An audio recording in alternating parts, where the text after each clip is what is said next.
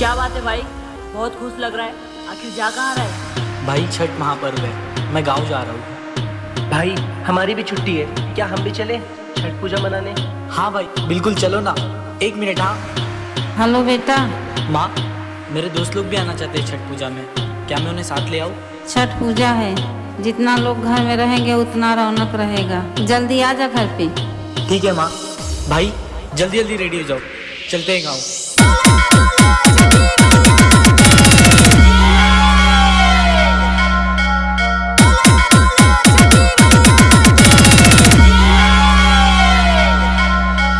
पियरे सड़िया पियरे चुड़िया पियरे पियरे हम सेक लगाई।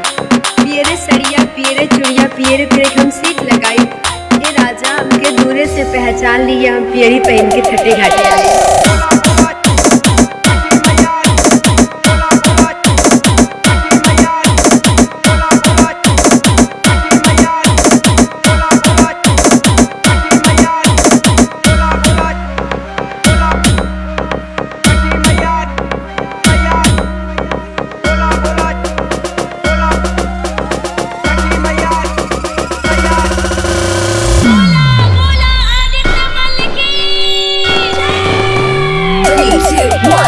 डीजे कृष्णा मतली से बजा।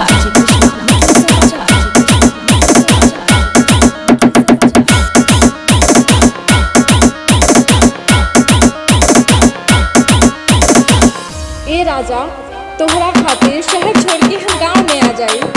हमरा मांग में अपना नाम के सिंदूर लगई बा का? सुना, हम छठ करब तोहरा खातिर, हमके अपन मेहरारू बनई बा का?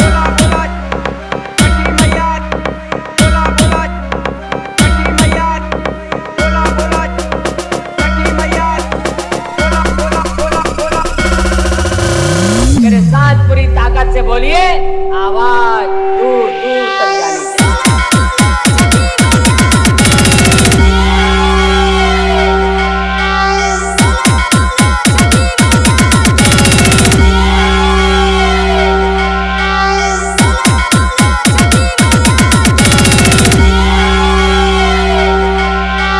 प्रेम से बोलो सूरज भगवान की।